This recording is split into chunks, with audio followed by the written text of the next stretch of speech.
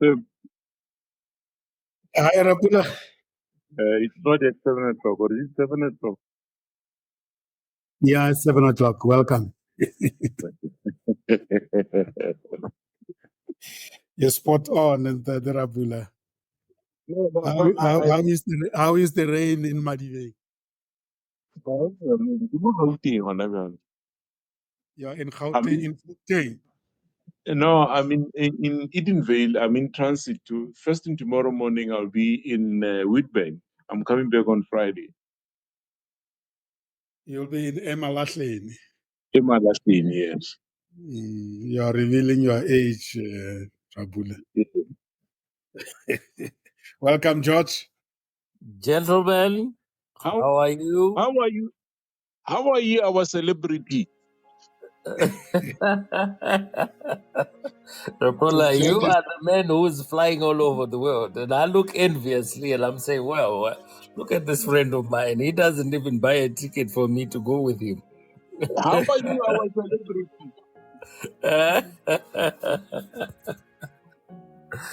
Oh, man. How are you, Rapula and Sam? How is things? How are you, George? Okay, man. Thanks.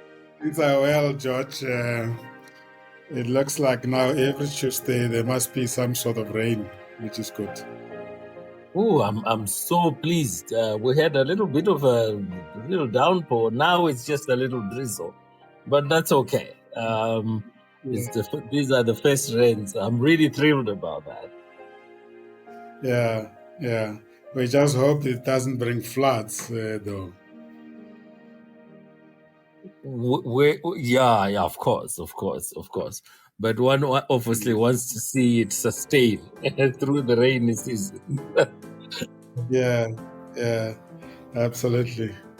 So, welcome, colleagues. I think we can start. We well timed, very interesting topic indeed, and I feel like I'm going to let George and Divesh drive this one in as far as talking about the topic, and of course, every one of us, Rapula as well, because I'm convinced that there's not one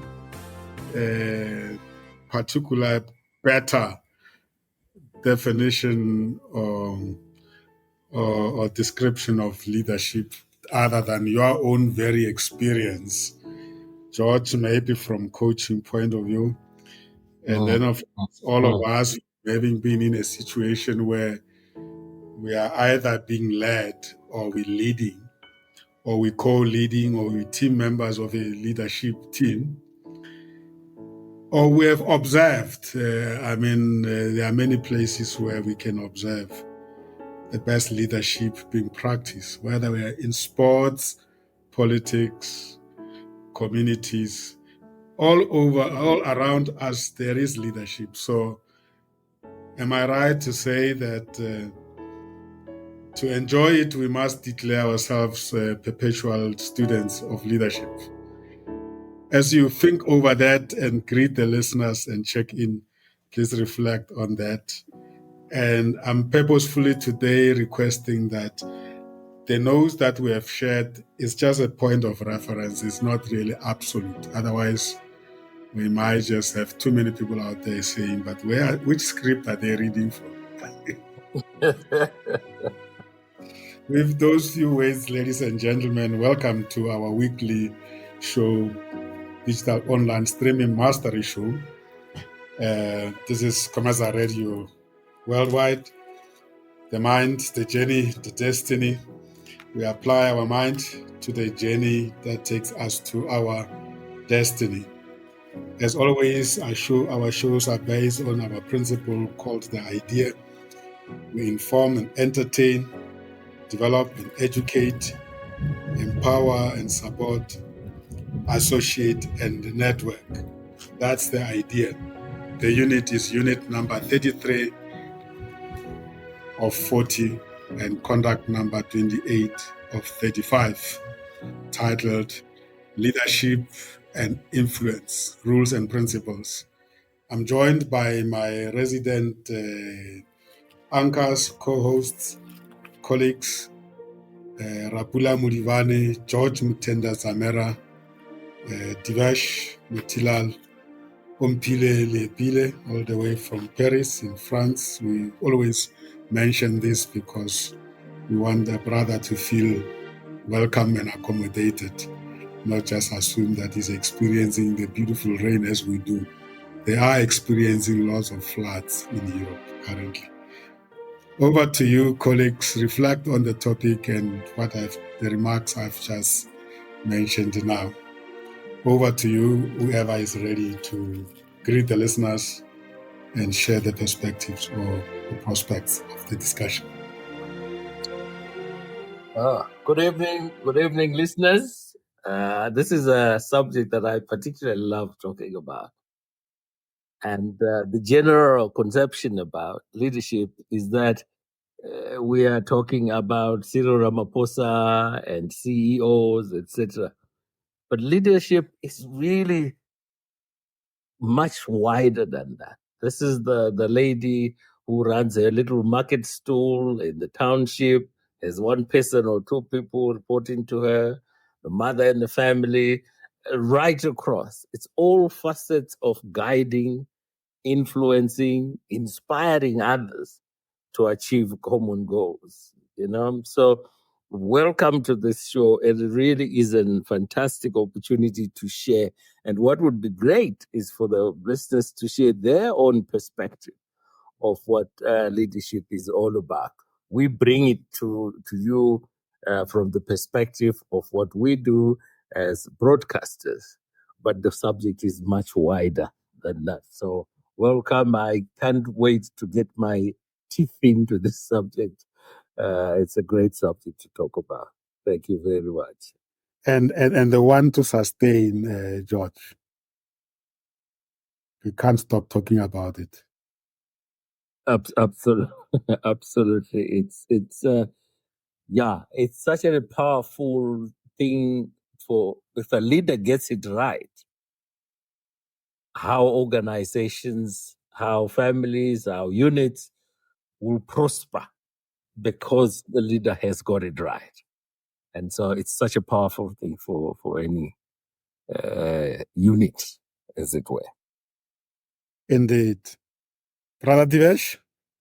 Evening to you, Sam. Evening, George, Rapula, and Nompile. And a very good evening to the listeners. This is Divesh Motilal, resident DJ at Kometsa Radio, as well as a graduate of the Kometsa's digital online streaming mastery program, of which, Sam, we on Unit 33, as you mentioned, and 7 more to go to complete the entire series. Just on tonight's topic, Sam, very interesting again, especially George and myself as part of our learning journey in terms of the program. We were hosting a specific show centered around leadership in various sectors. So I think just from that experience, one could have gained a well-earned view of what leadership could entail. But what's interesting for me, Sam, is that when we actually unpack, what we talk about when we want to share the skills or talking points around what a good leader could entail, it's interesting that we actually have several models or modules rather, which really focused in on all the various elements which I deem a leader should have. So it's interesting that as we've built up along the modules in the program, they systematically leading up to what a good leader should be. And in the context of digital online streaming, that is imperative. But as we've said in our previous shows, we hope our listeners can also take these skills and knowledge that we share and apply it into their own lives where applicable. Thank you, Sam. Absolutely. Absolutely. I was, as I was preparing for today, very much excited, knowing very well that you and George have got some common perspective from the previous shows you've hosted. and we will want to give you much more time to really come in here and share your expertise from that perspective, but also, of course, as I've said, from our own experiences as people who are led or who have led or have been co-leading. Rabula? Thank you, Sam, and thank you to listeners. My name is Rapula Mudibani, also the contributor to this program, and also learning as we come. I think today, Sam and George and Dev, Divesh and Umpile, I'm going to be a follower today because for the leaders on the studio who's going to teach me about leadership. So I need to leave this show tonight being inspired and motivated. And I know George will do it to the best of his ability, including Divesh. Thank you, guys. Indeed, leaders are as good as the followers. Absolutely. These are the two sides of the same coin. Umpile, welcome. We are experiencing beautiful, let me not say beautiful because it's starting to rain now, but I hear some thunderstorm. But we are just happy that the heavens are opening up. Welcome, if you can hear us all the way from Europe. Yes, that the same. Thank you so much again, and I greet all our colleagues and as well as our listeners. It is also a great, time to be here. I've been having some connectivity issues, but yes, this side we have good cold weathers, I would say, and some other areas such as Portugal and others were experiencing floods. I feel like it happened in KZN. Now it's coming to Europe. So we have some, I think, some problems with the weathers and climate changing situation. But to move into the topic of today, I'm very interested in the topic, and I first I didn't used to understand what leadership means, but during the course of when I was still young, but I've got to realize actually what it means, but I don't know much. So that is why that I'm very interested in learning more today about the topic, as Ntate Rapula mentioned, that I'll be joining him in terms of listening more and gaining more about what leadership is. But one thing I would like to mention is that everywhere there is a good leader, there will always be success. So that's something that I've reflected on and I've seen in most of the things that I've read and that I've seen. Thank you. Wonderful. Welcome back. I'm glad you resolved your connectivity issues. You now can fully participate and learn and contribute. Yeah, let's start with the conversation by just looking at some of the objectives. But I think for me, the key objective is the understanding, or should I say, common or more aligned understanding of leadership, its role in impact, and why the saying that everything starts, rise, and falls on leadership. And of course, in the context of what we are doing in this particular unit, we're looking at you leading your show or your program or your platform, not assuming that it's just a communication medium, but you are actually running a project or a program that needs to be led, and these principles will apply. So let's look at leadership and then look at influence, why it's important to set the framework or the rules, as we call it, and then, of course, principles, which are basically what you believe in, or the values. Yeah, that's a little bit of a broad framework, but let's go for it and give us that experience when you were inviting various leaders to come into the show. What did you have in mind, and what changed after you engaged on it, and what has your practical experience revealed to you? I'm putting George and Divesh on the spot. I don't know who wants to give people the context of the programs you used to run and why you then we thought we should have a conversations around the leadership. I can give it a stab, Sam. Yeah. Thanks. Firstly, what I wanted to articulate is that from what we deem as having good leadership skills or qualities, George and myself are leaders in our own respective fields and areas of work. However, for purposes of our online show, which we were hosting, we wanted to look for leaders in specific industries. For example, the industries that were hot topics at the time, and probably even so now, was, for example, the electricity industry. So we would look for a guest that we would have in our show who not only was a leader, a stalwart in that sector, but also was an expert within hot topics in the energy sector at that point in time. So we had outlined as well what we deemed to be a leader, the qualities that we would expect that would resonate not only with the listeners, but also inspire the listeners.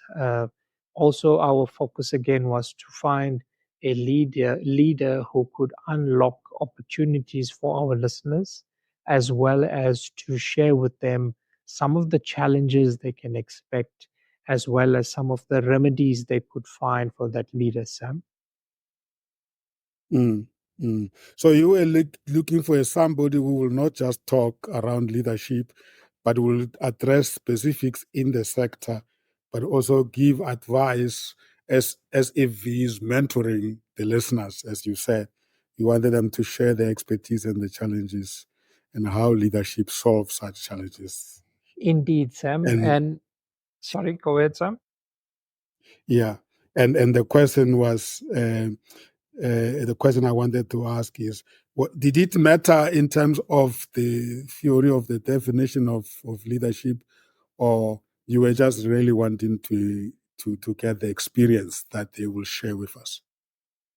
Well, indeed, the theories of leadership, the theories of expertise, the strategies that people will normally articulate from a leadership perspective was very important, because we as guests or anchors and hosts of the show needed to have a mechanism in terms of how we go about selecting the guest that will come onto a show which focused on leadership, so that also other guests that we selected in the future would also have a certain level of standard in terms of who we as the show would propose as leaders. And of course, the standards which we were selecting to measure our guests against in terms of their leadership expertise in society in that sector is also something that we would also like our listeners out there to be able to understand why we have that guest as a leader, and why is it that guest should be listened to in terms of them wanting to absorb the content that they're providing. So yes, indeed, that mechanisms of measuring the qualities of leadership were very important. Beautiful. George? Right. Yeah. So 100% what Davis has said. And we're looking obviously at the individual's ability to, does he have a vision, to set a vision? And so it was his ability then, I have a vision. This is what I am going to do. These are the strategies that we have in place. And then talk about guiding, influencing, and inspiring people around that particular. And so the people who came on board necessarily had some vision. And it was then, how do you then get others to buy into that vision? As you know, the common definition of leadership is around guiding, influencing, inspiring others around common goals. But I wanted also to share a very simple definition that John Maxwell used around leadership. And it is basically, it defines leadership as influence, nothing more, nothing less. And so the individuals who came to the show actually are people with influence in their sectors, whether it be flying aeroplanes or electricity, but they have influence. And that influence then impacts their stakeholders. So those are some of the characteristics that they displayed, and one of those, as Maxwell says, that you need to be able to influence people to follow you, right? Yeah, and so they came. Sure, there will be CEOs, etc., but the title actually and position wasn't the most important factor to us. The most important factor was, so what's your vision, and how are you going to get people to rally around that? What strategies are you going to see? That was the important thing, so that the people can say, this leader is going to have this positive impact in the community.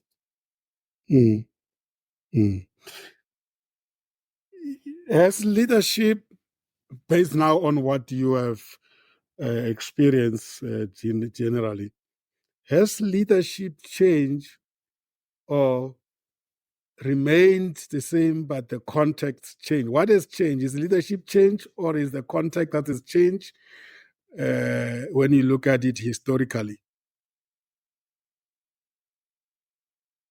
I can jump in there, Sam. Can I just quote one? I have a program that we facilitate. It's called Thinking into Results. And we dedicate one full chapter to leadership. And there's a statement there made by Chris Ageti, which has really stood very powerfully in me. And I just want to read it so that listeners can hear that. It says that the goal of most leaders is to get the people to think highly of them as a leader. But the goal of the exceptional leader is to get the people to think highly of themselves. You see, the first guy thinks of himself as a leader. The exceptional leader is the outcome of his leadership. So if it's employees, they are so happy the company is growing, whatever. If it's a team, everyone is happy because there's an outcome of this. So it's not about the individual, but rather the outcome of his leadership, which makes everyone happy. And so that suggests then that leadership is the outcome of many factors. Many factors, and one of them is the impact that you have as a leader on your ecosystem. That's key. So as I said, it's broad. So if it's in your family, the impact you have on your family. If it is a company, the impact you have on your stakeholders, your employees, your customers, etc., the impact you have because of your vision. So that stood very powerfully for me, and I thought I would just share that. It's not me, but it's the outcome of me, the impact. I'll give Rabula and Umpile also to reflect on what you two have just said. But if leadership then is a subject that can be taught or it can be learned, like you will learn any other subject, you'll be given certain rules or formulas if it was mathematics. what will be those principles that we need to, while we are still grappling with learning it, we must keep in mind until we get to the level where we are mastery and it happens without us thinking. Because I can imagine if somebody has just been appointed into leadership and is listening to you, George, where you articulate it and you're flowing with it, you make it sound so simple. But is it that simple?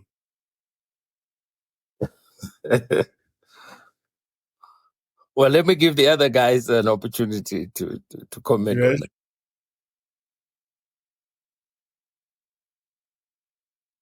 Yes, Divesh? Yes, Sam. Just before I comment on that statement, I just wanted to reflect a bit on the question you had asked in terms of has management or leadership rather evolved over the years, or has it been the same? A lot of the new areas of focus does come about from analysis and study of what leadership entails, what characteristics of a specific leadership through study of business cases, reveals about how the success came about in terms of leadership quality. So I do think that as we progress into time, we do learn new aspects about leadership, and also to tie into the point you had raised with George, yes, those characteristics, those areas of focus, those skill sets can be taught, they can be developed, but we also have a very interesting uh, development, if I can put it that way, that sometimes people are just born into being natural leaders. So that as well allows you opportunity to study that phenomenon and see what is it, what characteristics, what events in that person's life actually drove them to become a naturally born leader. So it's something as well which is an aspect which evolves over time. But as I wanted to make the point that as we move along, we do learn new things. So the leadership areas of focus does evolve over time. Mm. So there is benefit in having role models that you can go and study and even read biographies. What kind of earlier life did they live, or what kind of experiences in life that exposed them to this, to become who they are.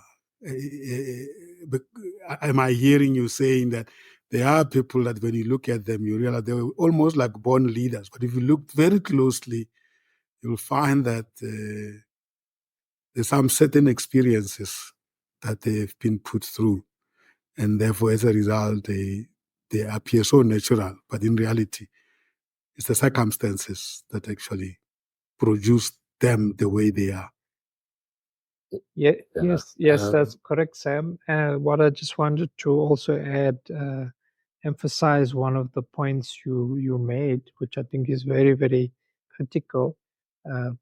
Just before I let George come in with this point, the aspect of being a natural leader. As we learn all the different aspects and focal areas in terms of what characteristics a good leader should have, one of the important ones that should be there, which is one of the modules that we also focused in on, was that of being self-aware and being genuine. And once you learn what somebody else did, areas that they focused in on, and experiences that they had, you would need to then make that personal in terms of your own leadership style, your own leadership charisma. So that is one of the aspects, I think, when you want to become a good leader, you should be self-aware in terms of your own abilities, and you'll be genuine about what you are delivering in terms of that impact that you wanted to achieve. Thank you. Mm-hmm. Great. We just had that unit not so long ago. about self-awareness. George? Yeah, I look at leadership very much like a fingerprint. We all have fingers, but your print and my print are going to be different. I remember attending a conference, and somebody asked the question that are leaders born, or can you nurture them? And his answer was, well, I've yet to come across a leader who wasn't born. Good one. He said it in a way that we all laughed. But what he meant was, yes, we all come to this world with certain attributes and traits. But to be a really effective, good leader, you need to develop. You need to consciously develop certain aspects. You will have certain strengths and you will have certain weaknesses. You want to be aware of these. Which are my strengths, which are my weaknesses? If I'm going to lean on my strength, who do I get onto my team to cover for my weaknesses so that the team becomes wholesome? So it literally has, you got to know yourself, seek self-improvement. You know what I mean? You got to improve all the time. And obviously, technically good. Take responsibility. That's one of the biggest elements of being a leader. To put your hand up when things go wrong. And in the sporting world, I'm a football fan, as you know. One exceptional leader was Alex Ferguson of Manchester United. His players would go astray.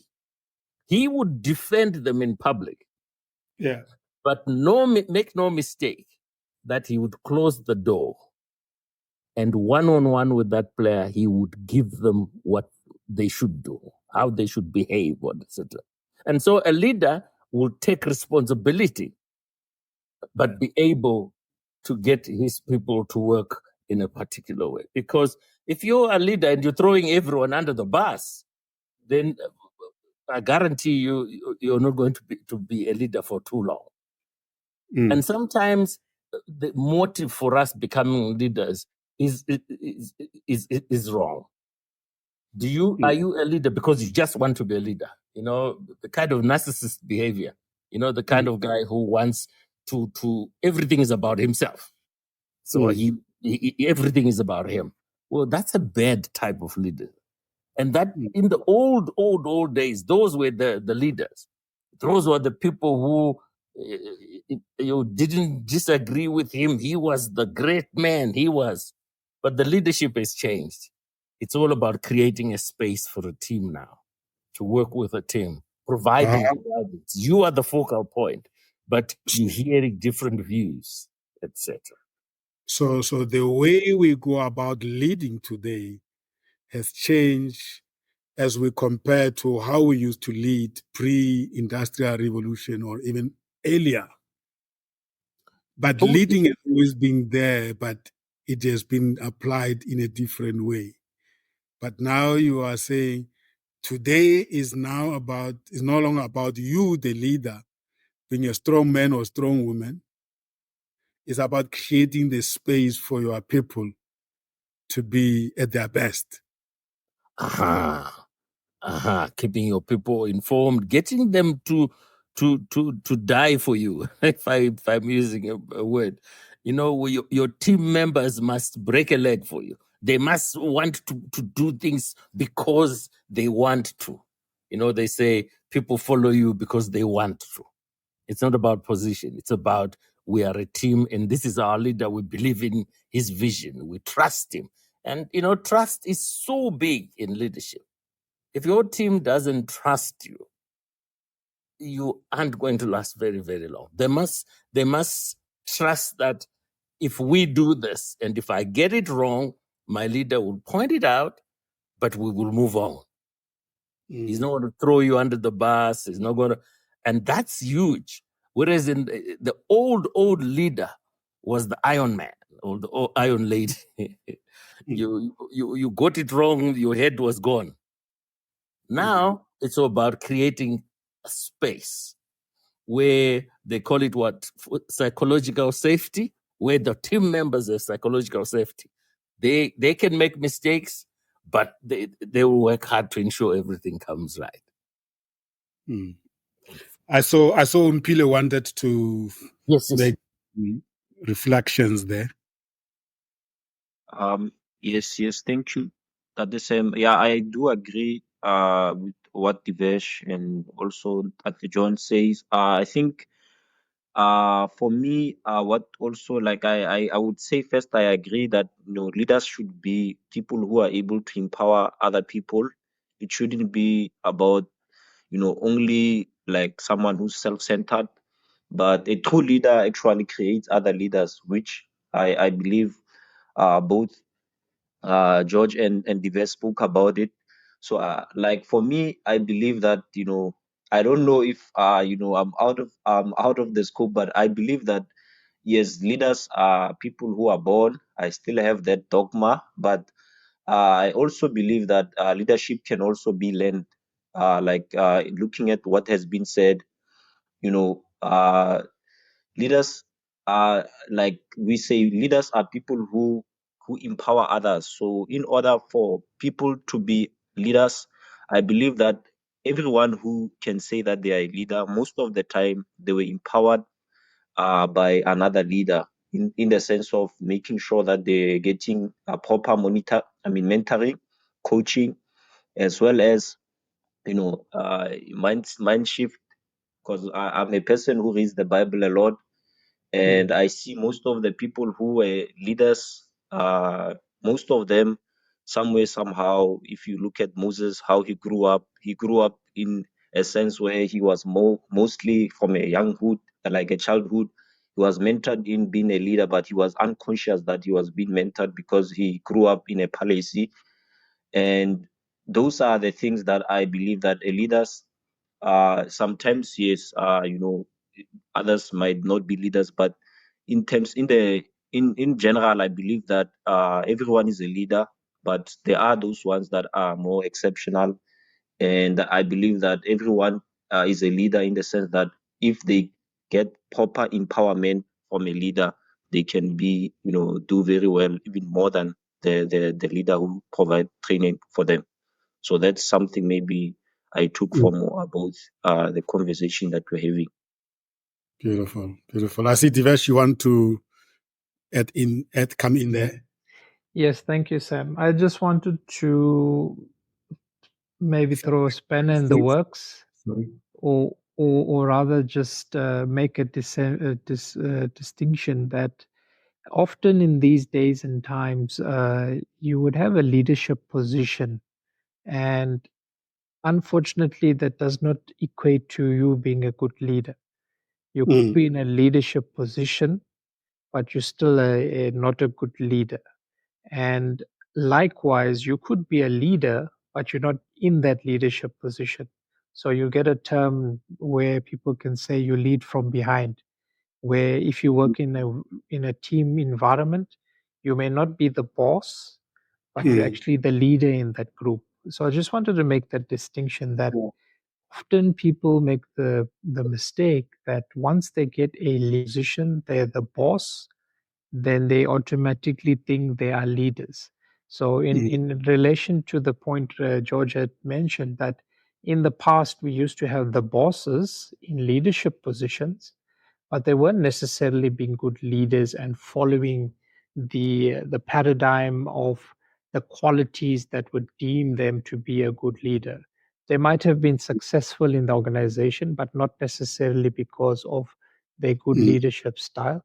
You might have had good leaders in that organization, which pushed that company to a successful point. I just wanted to add that point, Sam.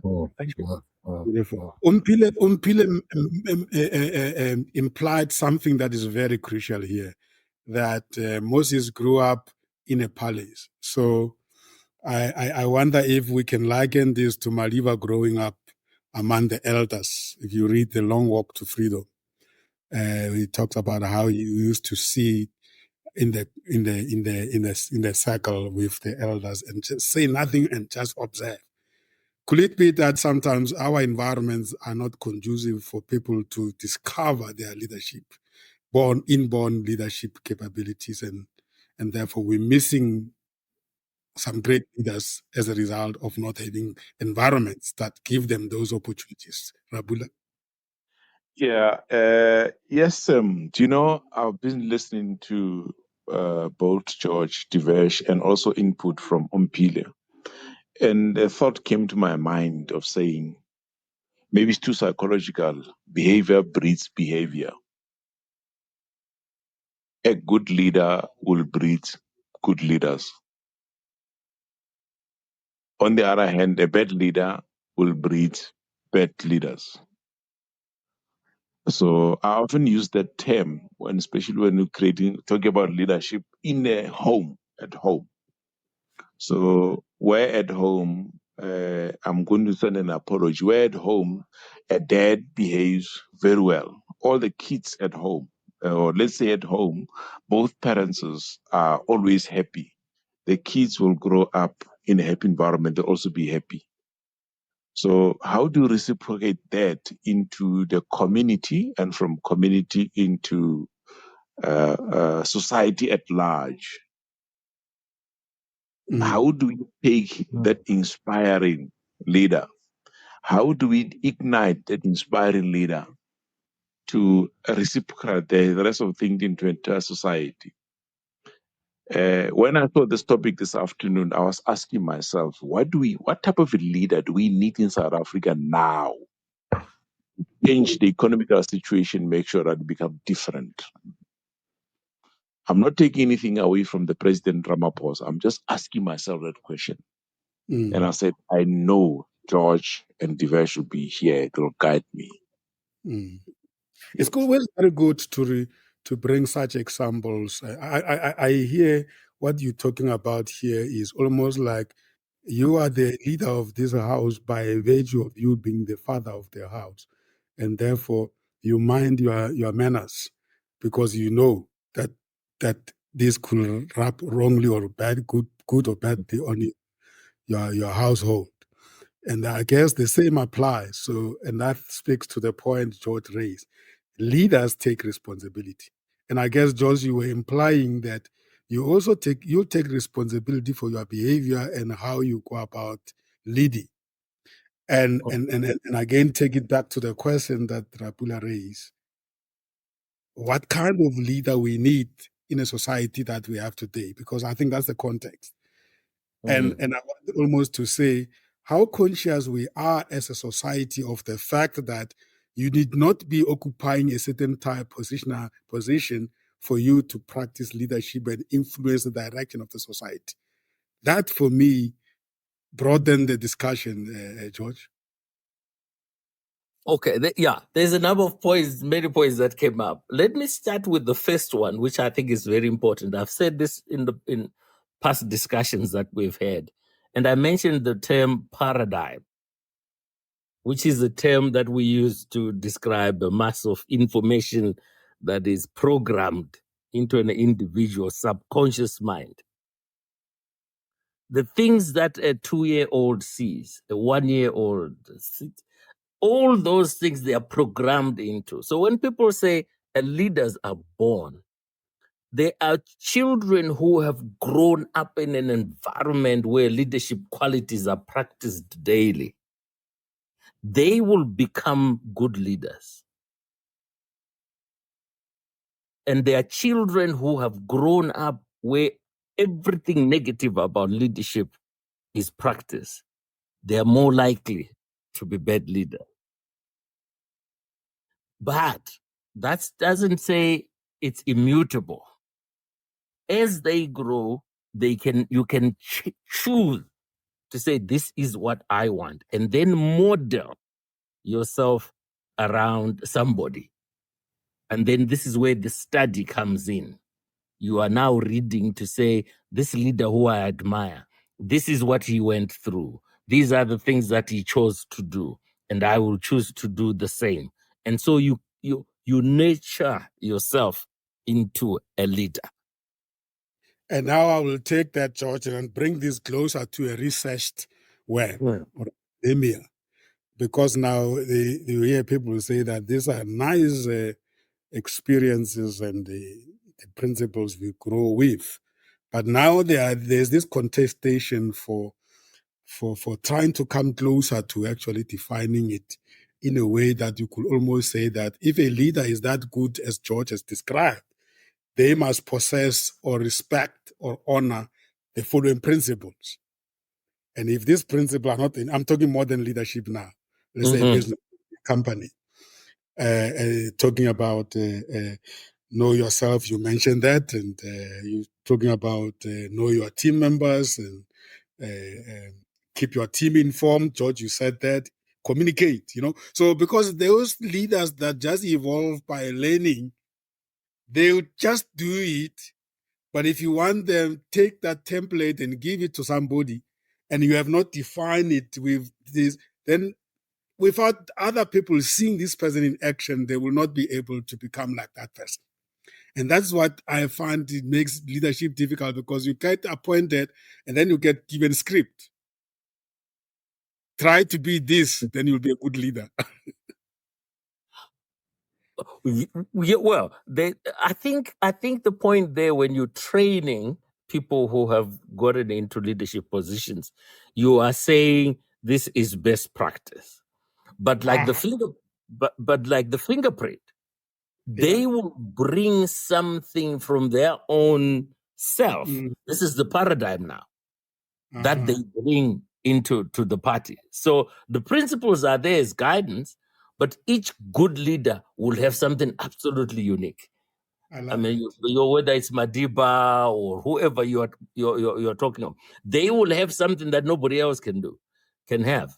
And I remember way back, I think it was 2000 or something. I can't remember. I know there was a COC conference here in South Africa, an international COC conference, and Madiba came in as a guest, and he walked into the room, and there were senior leaders from all over the world, and everybody, without exception, stood up. You see, now that type of leadership, you don't go and read about at the university, because he has it as he walks into the room. Everybody, without being told, you get up and you understand what I'm saying. So there's that's in him. But if you are going to copy him, you will say, what did he do to get that? He brought trust, etc., etc., etc. It's something then you set as a goal. But he brings that with him because that's him. But there are other aspects that he will have to find elsewhere to make him composite, as it were. Yeah, that's level 5 leadership, as John Maxwell describes it, where people follow you for who you are. Absolutely. You have evolved. Can the circumstances or situations breed leaders? You hear people saying that sometimes we don't know who's to lead us, and somebody just evolved from somewhere. They meet their Damascus moment, and then they discover that they have it because they had no choice. They had to lead. Almost like the story of Moses and Joshua, if I refer to the Bible.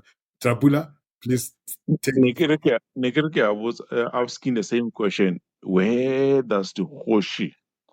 Let's talk about our kings, because you expect them to lead. Yeah. Do they lead because they were born in that cycle of Hoshi and the kings? Or do they lead because they are born and groomed within the circumstances of leadership?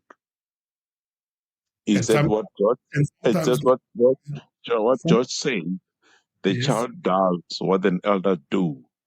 So if the circumstances are positive for a positive leadership, we're going to groom a positive leadership. I don't know. I'm just asking myself whether is the kings and Mahoshi are in that environment where they've been taught at the Just to follow up on that, Rapula, because what I find quite interesting is that when life happens, a leader emerges, and then you ask yourself, if this situation did not happen, does it mean that this leader was going to be missed? I mean, even in the royal family house, they always say, no, when the father or the current king retires, this is the one who's going to follow. But God knows when that is going to happen. And when it happens, you step up. I mean, King Charles almost couldn't become the king for as long as Queen Mother was still alive. But the moment the Queen left the world, King Charles had to stop all the things he was doing all over, become a king.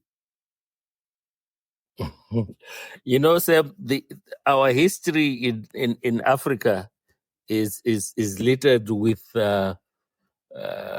struggles for independence from, shall we say, the colonial masters. Yes. You are saying that's a very bad example. Now, what I'm saying is that many people who joined the struggle for independence in any of these countries, many of them would probably never have even thought of becoming leaders. But they did that because the environment forced them. In the communities that they lived, they became the people who spoke on behalf of the other people and found themselves in leadership positions. Whereas, given a normal environment, they probably wouldn't have. And there are many people like that who, we know them as stalwarts, as people who did these great things. But actually, they fell into those leadership roles because of the environment. So the point you raised, that sometimes it's not you seeking out, I want to be a leader. It's actually the environment saying, well, you must be the leader here because this is what's happening. And so there are many people like that. I can quote my dad. There are many people who became leaders, but naturally they would rather be doing something else, but they became our leaders because they needed to step up. And so there are many circumstances that drive people what are the lessons from this example, George, for humanity in terms of provision of leadership in the future? What do we learn from those scenarios? I think the biggest lesson for me is that leaders are everywhere if you care to look. We just need to create environments, motivate people, encourage people to take up the leadership roles. And all too often, us as the leaders, if we model leadership as a quality to be aspired to, then you will get the younger generation coming in wanting to be leaders. If we don't model it as such, it becomes, it's me, I'm the dude here. The younger generation, certainly this new generation, they're not attracted by things like that, but they're attracted by doing good. They're attracted by impacting people positively. And so if we can encourage them to say, you are becoming a leader to do positive things in your communities, to help others, that is a sell. They'll buy that. They won't buy, I'm going to be a leader because I want to drive a big fancy car and all. This new generation, forget that, they won't. And so what we should be modeling is impact. Relatively speaking, before 1994, many of us will have never even come closer to thinking that one day we could be leaders in a country like South Africa. But post 94 and recent, I think more and more people are starting to pay attention to say, We've been on the sideline for a very long time. Look what is happening in South Africa now. Anybody can actually start a political party and go to parliament. And because going to parliament is leadership.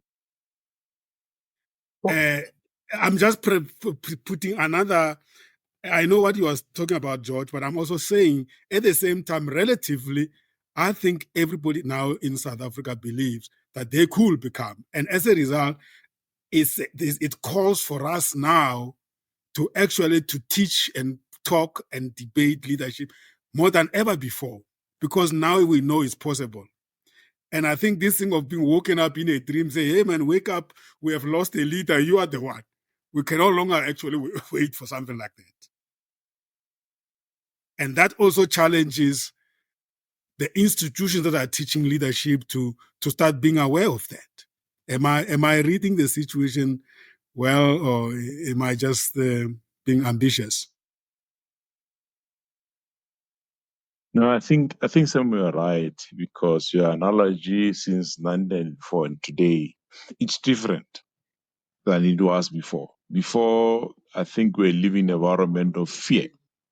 Now we live in an environment of non-fear, that anything is possible for as long as you are aware that the possibility thereafter, you take the responsibility of it. Absolutely. And Rabula, you'll remember very well, you and I, we were together in a one industry.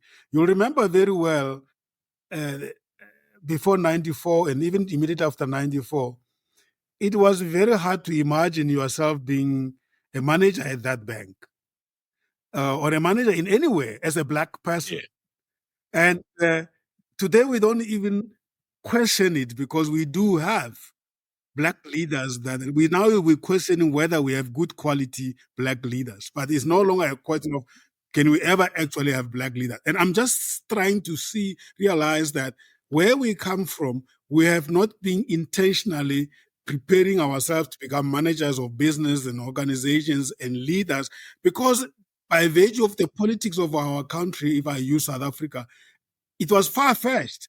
Now that we are able to, we are now finding ourselves having to deal with the leaders who are not actually meeting what our expectations are.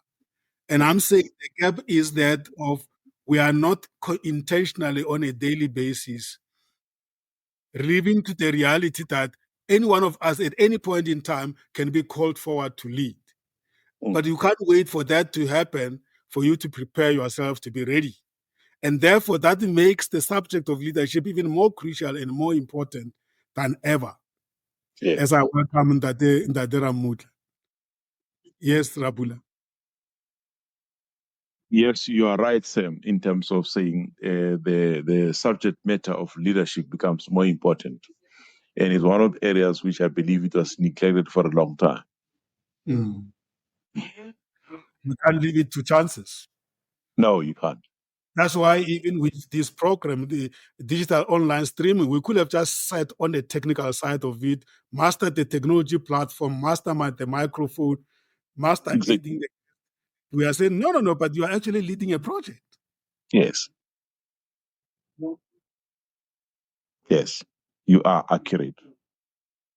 Even in sports, you are not a coach. You are a manager,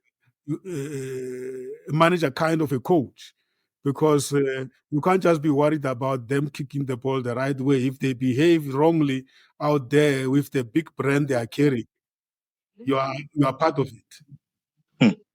You are. Divesh, what's your reflection there? I want to go back to where you intentionally wanted to bring leaders to come and talk at your show. What was the outcome you wanted to achieve in terms of the bigger scheme of things? Was it just a nice talk to celebrate them, or you told them that we want your talk to achieve this particular outcome at the end of the show?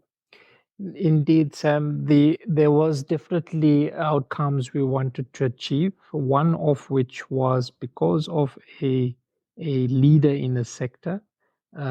It helped us to even promote our own show, because their followers would be interested in actually getting the content that we were producing. So it helped us in terms of promotion of the show. And two, it helped them as well for us to showcase them as a leader in that sector.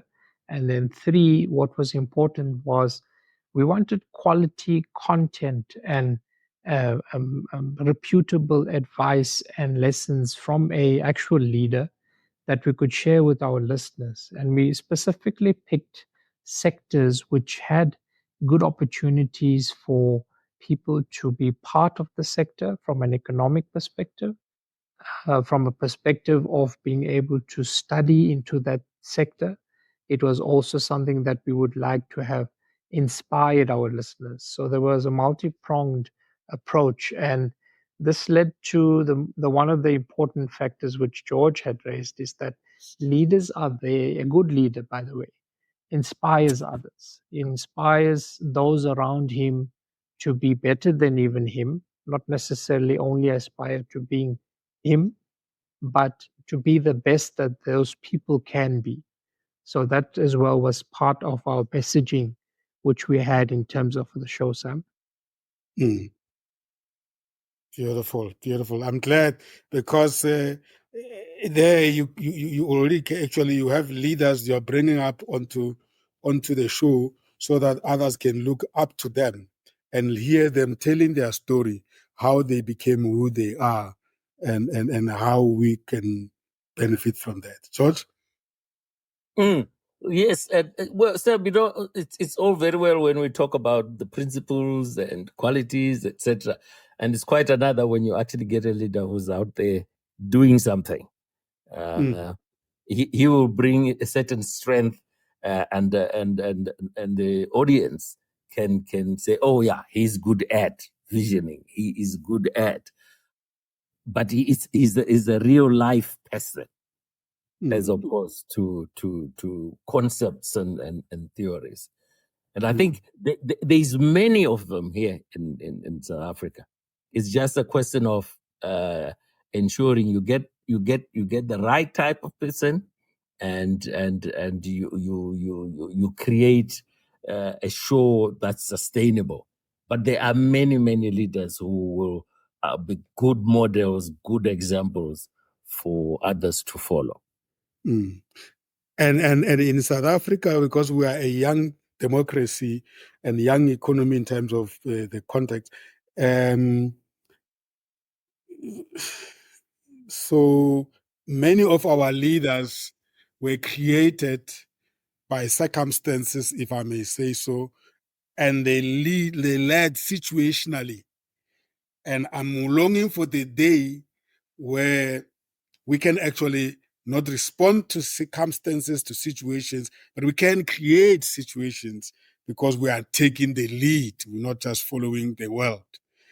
And you spoke to this, George, very much at the beginning when you were talking about the vision, because what I heard you saying was that you can imagine the future as a leader, not just solve the problems that the company already finds itself in. And that suggests to me then that as a leader, your major focus, although you do manage, but your major focus is not management. Your major focus is to create the future, to anticipate the future, to sell that future and make sure that everybody believe in it, and then make the future happen. Did I read you very well? That's huge. That's when Devesh was talking about the leaders we brought in, the issue around vision, about what will be happening in the next 5 years, 10 years in this industry, in 20 years. What do they see? That's your leader. He brings that vision in and gets people to buy into that. He might not have the detail of how do we actually get here in 15 years, but he sets it and gets the buy-in of a team of people who will walk and run with him towards that vision. That's your role as a leader. And if a leader doesn't have a vision and he's just in there because I want to be a leader, then there's going to be problems. Yeah, a leader must walk in and say, guys, this is what I see. And sometimes your team might even disagree with you. They might not, but you must see beyond. Like, as I say, one of these guys in the energy sector was very clear about what he saw way ahead. And some of the things are turning out to be exactly what you were saying. So that's a vision. There's a point here which says that it's not enough to have a vision and communicate it, but you must live it, because some people don't understand the ways, but they understand the actions coming from you, the leader. How do you go about doing that? Same in my own life, if I could just quote an example of a leader I respect, who was our CEO. He had a good vision about the future, but there were small things. When I say small, but very impactful things. The one thing was about time.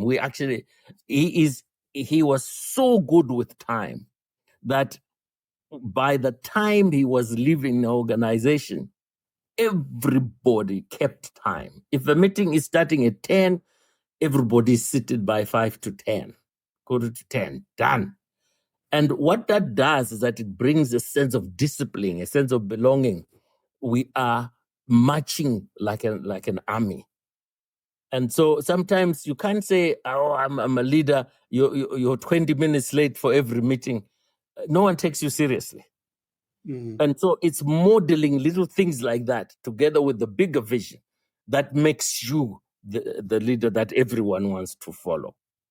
It's really being very intentional about it.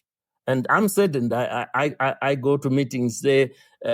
We're going to see the CEO at 2 p.m. At 5:30, the guy is rocking in. Oh, sorry, there was I got caught in traffic.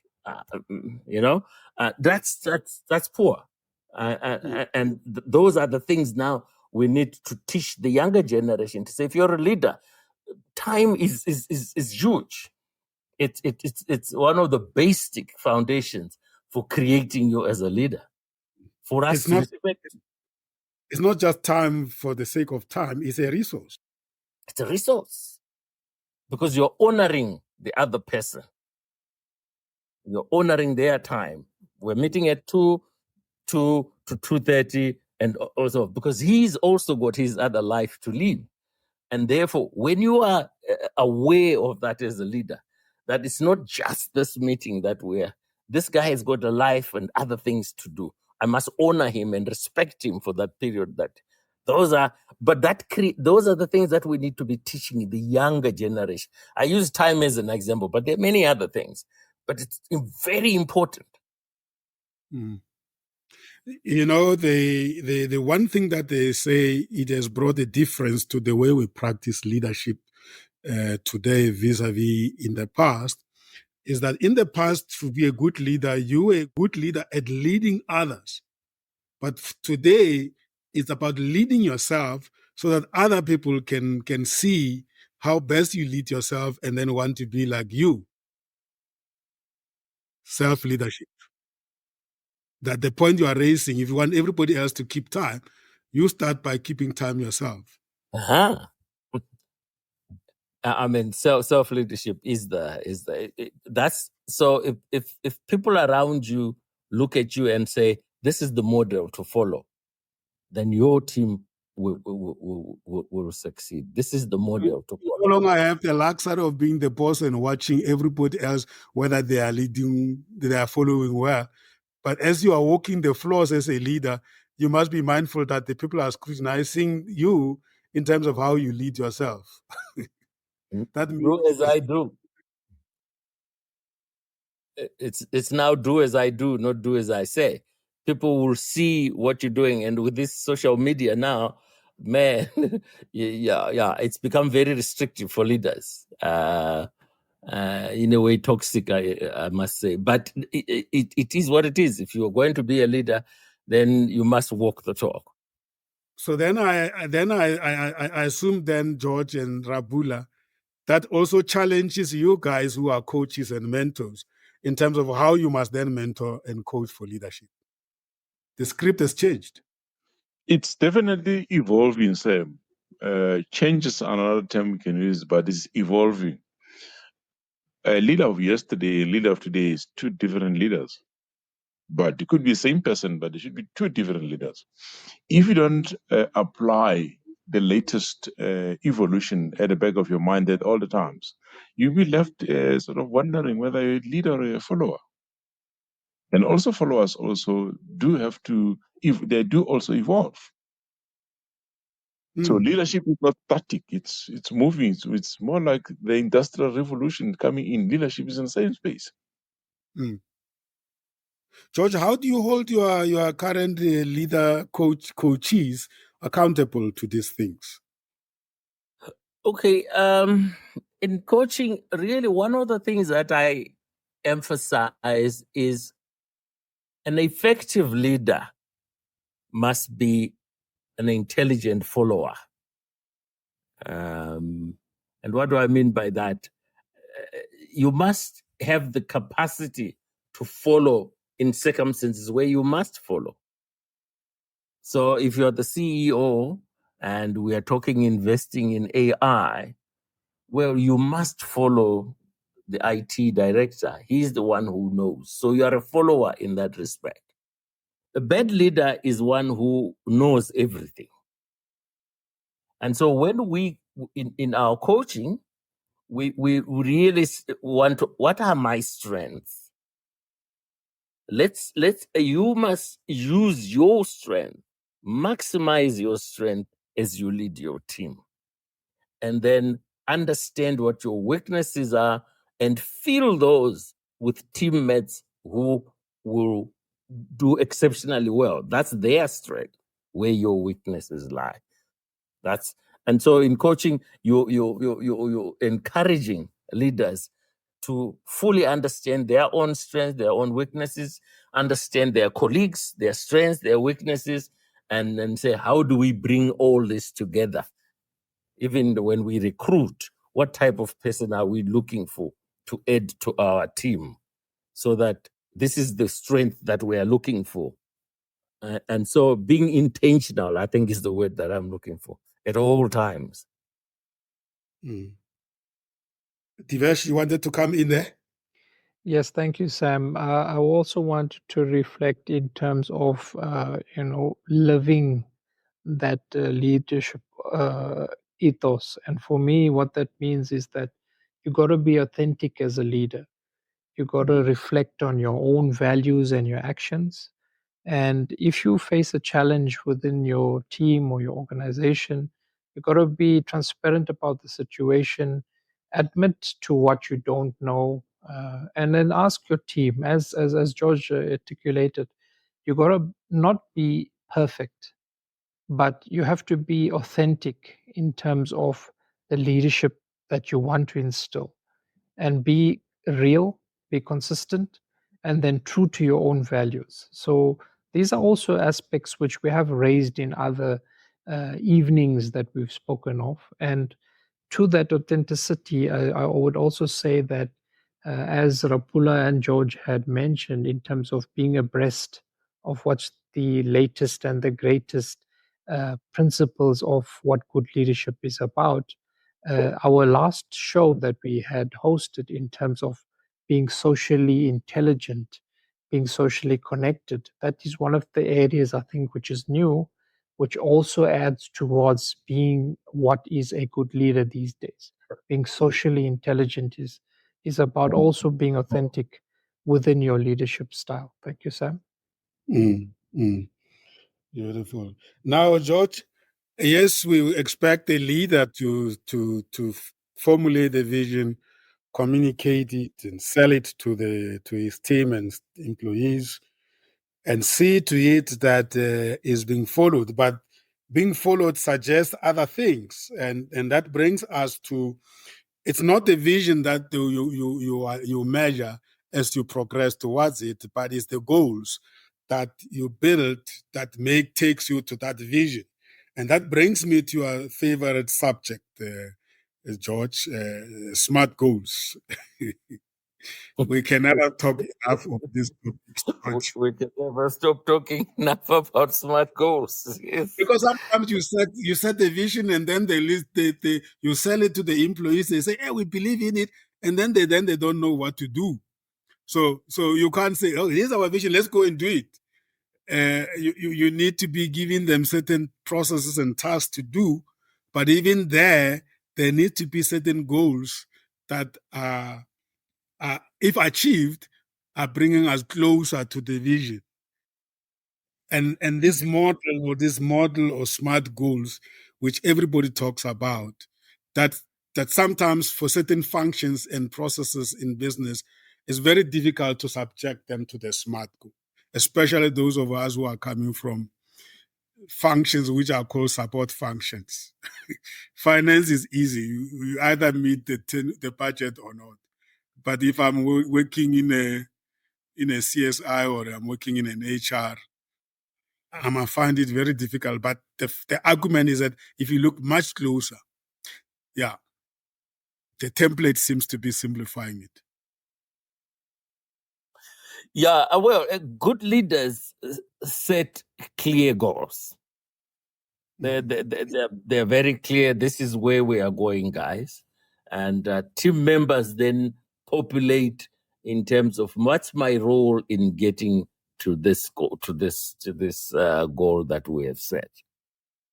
And I think what I found it also myself as part of a team is I found that good leaders don't necessarily panic when things are going bad.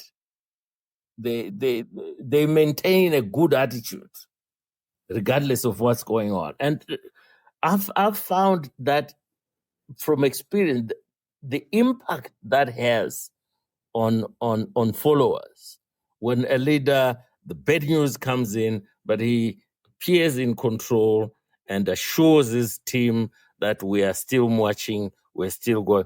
That's huge for followers. So from my own experience, if you're a leader, if you're able to do that, to be able to take the punch as the leader and assure the team that this is where we're going, etc. Don't let panic set in, because once that panic sets in, then we are unlikely to achieve the goals that we set ourselves.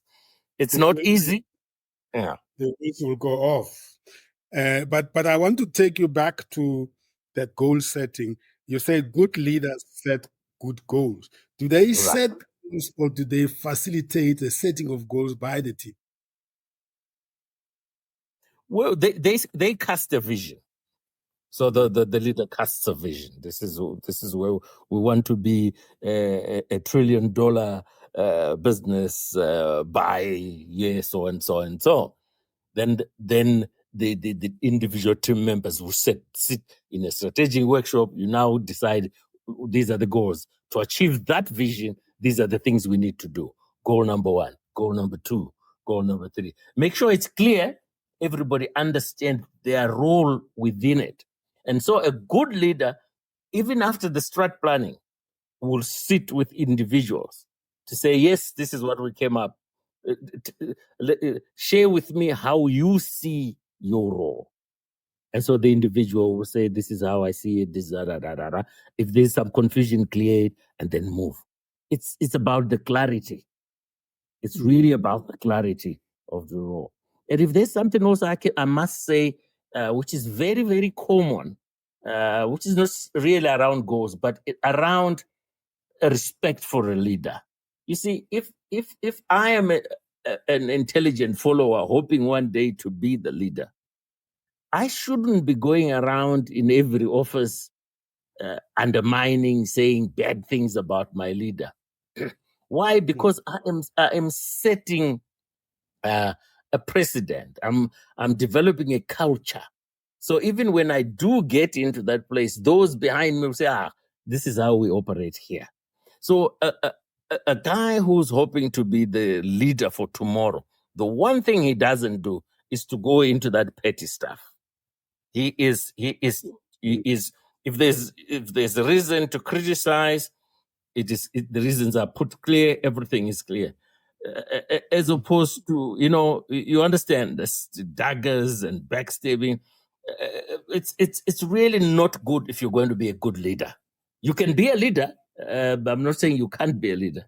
But we are talking here today about a good leader who is the exceptional leader who makes people happy. That's the guy we're talking about. And he won't indulge in that. Do we agree, George, that if I like using the word being the students of leadership, perpetual students of leadership, which means that you see theory, you learn the theory of leadership, and then you become observant and you watch people trying very hard to lead. And sometimes you do feel sorry for people when you see that they are really having a struggle for one reason or another. Will that be a very interesting behavior to be shown by all of us with interest in observing among the society, the industry, the economy, leaders who mean good, but who really just don't get it and really need help? And why? And following to what you have said, why then is it very difficult sometimes to reach out to those people to say, my brother or my sister, I really can see that you have your heart at the right place. You mean good for this organization, but I can see you are struggling.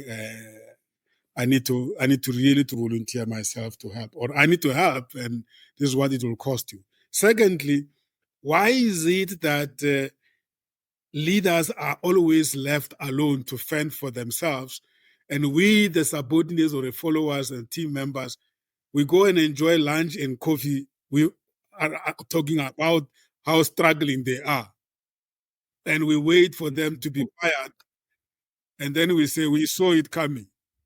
Is there something wrong among us people in general not to see leaders as part of us, or is it leaders themselves not inviting us in the space, and what needs to change? Anyone can comment on that.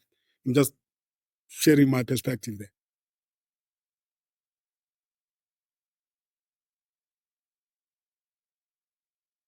Um, All right. Go, Rapula. Go. I want us to talk about the practicalities if we are to help our society, because it's one thing to talk nice about these things, but why don't we step up and help leaders when they are actually blind spotted, when they're having a blind spot and just keep on trying hard wrongly? Umpile? Yes, thank you, Tadesem. Just to reflect also on some couple of points addressed about being self-aware and also, focusing on developing yourself as a leader. I like that point because it speaks to like most of the leaders before they became leaders, they were not actually aware that they could be leaders. We have mentioned. So most of the time, most of the leaders did not actually know that they will be leaders maybe in their future. But it's something that I like, that leaders have to be first be self-aware and also be able to develop themselves. So it goes in a chain of maybe being self-aware. After being self-aware, we can be able to manage maybe small group of people, and then it goes maybe to managing an organization and maybe a country or something like that. And I also like the thing about vision. All leaders have to have at least something that would lead them to what should be achieved. So setting clarity in terms of vision, but sometimes the vision, to achieve the vision, is very difficult. So I like the point that you have to be, as a leader, even if things are happening, you have to be calm and not panic. But in terms of what you are saying, I think leadership comes with a lot of responsibilities, especially people. Some people don't want to be leaders because they are mostly afraid of taking the leadership responsibilities, because as much as maybe it's so nice, maybe we look at it from afar. Like, for example, I asked a lot of people, would you want to be a president? They would say, I rather be a deputy, or I rather be a minister. I just want to live a quiet life. So it shows that people are actually really conscious of what are the responsibilities, especially talking about panicking and being calm. When things go wrong, as a leader, like what Ntate George has said regarding panicking and calm. So some people are not courageous to deal with those type of things. So That's why most of the time we rather, maybe people rather look at leaders and not to be part of that. So I think maybe that's something I can contribute. Wow, mouthful. So, well, thank you so much. That's really very great reflection there, Ompile. I'm really, I love that. I love that because you are indeed right. People need to know before they just find them. And to add to that point, colleagues, is it because we appoint individuals, not collective leaders? Or is there no such a thing? No, is there one leader really out of his own magical way that can lead us as a collective? Why do we single-handedly say a new CEO is appointed? Wow, he's so great, he's so beautiful, everybody's interested in that person. We totally even forget about the type of a team he's going to lead. And then when he then started, then he realized, oh, these people were talking like as if I'm the one who's going to do the job. There's nobody here to help me. Is it because of the way we single out this position, we glorify it, we make it so great, we even forget that no, but this person is not going to be just an individual. Why don't people say that we are looking for a leader who can lead this kind of a team, or who can put this kind of a team? And therefore, when we found that leader, we need to celebrate this leader with the team. But we celebrate the leader and then say, go and lead. And when things don't happen, and then you say, I don't have a team, we said, you should have put the team together. But we never worry about that. And that hence you'll have the problem of Man United, George, as a fan.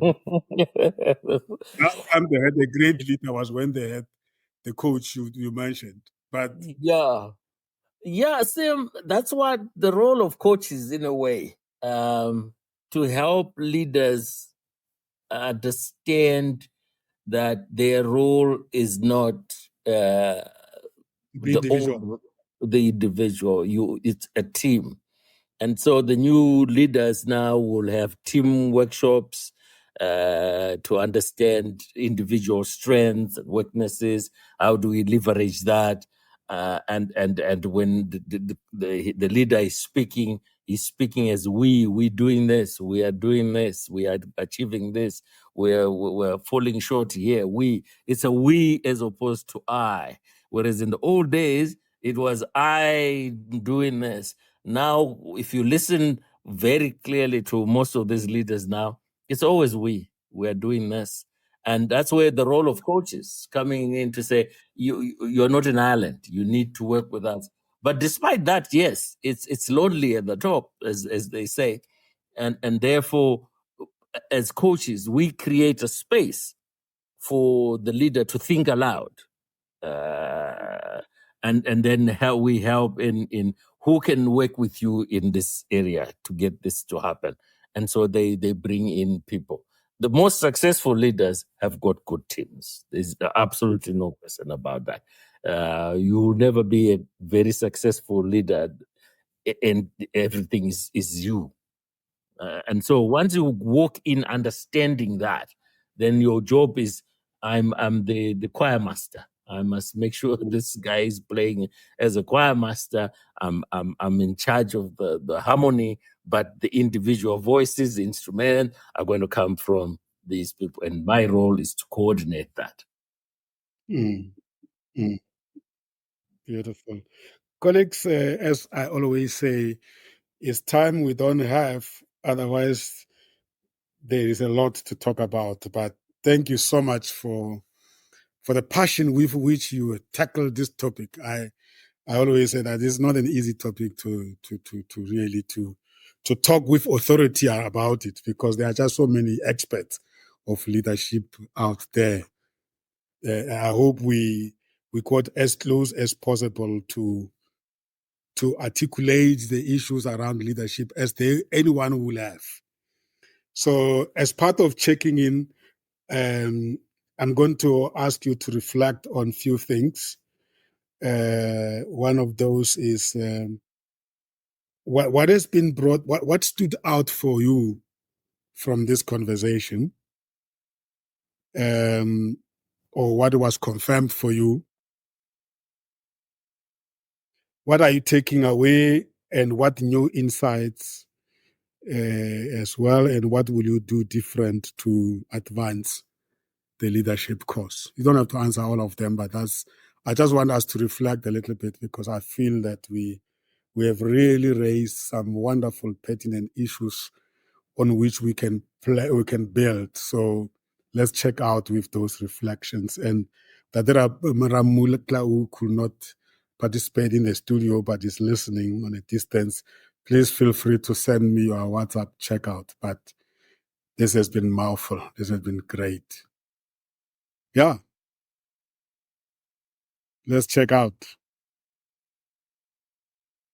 For me, I will have to firstly thank all the people who have contributed. Today was actually a good session for me, and I would say my mind has eaten good food.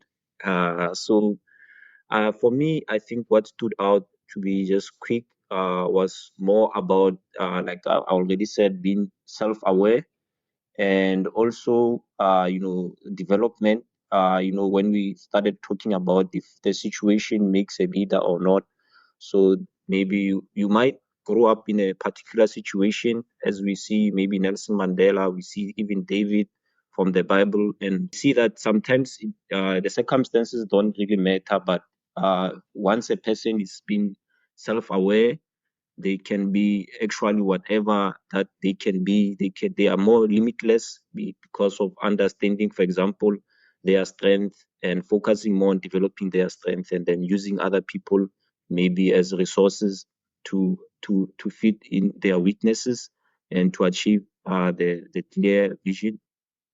And yes, and also something I like very much was, most leaders would always be, not in a panic mood, but always try to be more calm, because as a leader, they will, like the world in its nature, there's always turmoil. So the leader must not show people that he's scared. Even if he's also scared, he doesn't know what is happening. He must remain calm and not panic. And yeah, going forward, I think people also should stop the stigma of maybe looking at leaders maybe to certain people only, but people should be self-aware that in my own maybe domain, or in my own skills or strength, I can also lead. So I think and also leaders should also focus more on empowering other people to be their best and to lead. So that's something that I took, and that's something that I also contribute. Thank you. Beautiful, beautiful. And thank you so much, Ompilo, for such great inputs that you brought into the topic. I really learned a lot. Thank you so much. Divesh? Oh, sorry.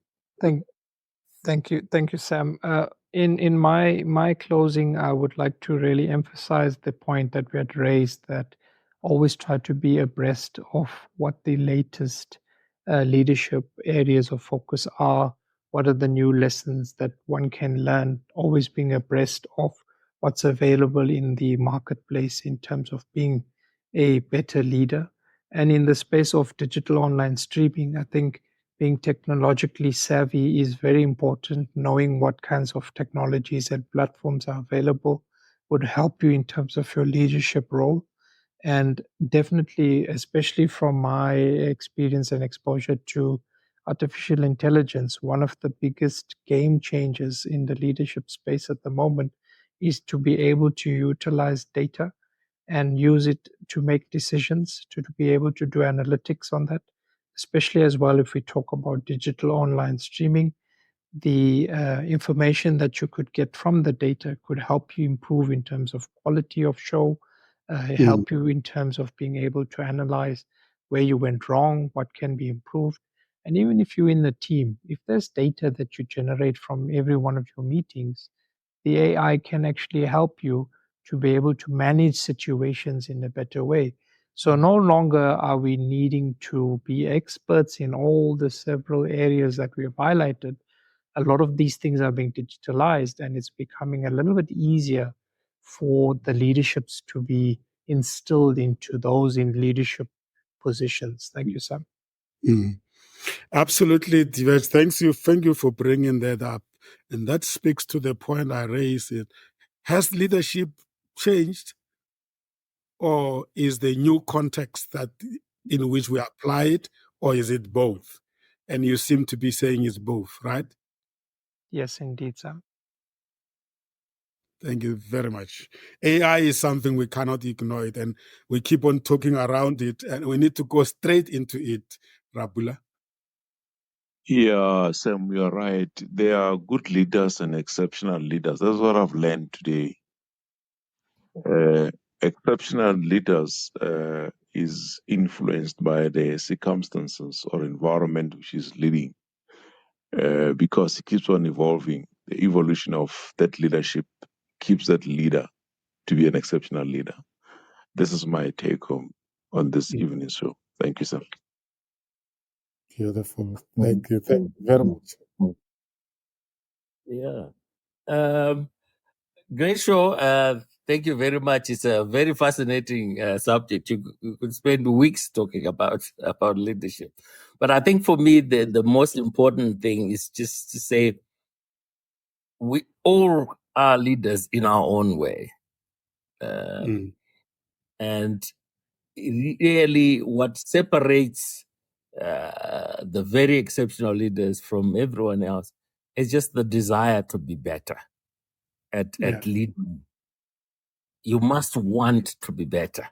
And therefore you read up, you follow other people, you watch what others are doing. Recently there was a podcast, a quick one on WeWork. WeWork was exceptional when it came about, right?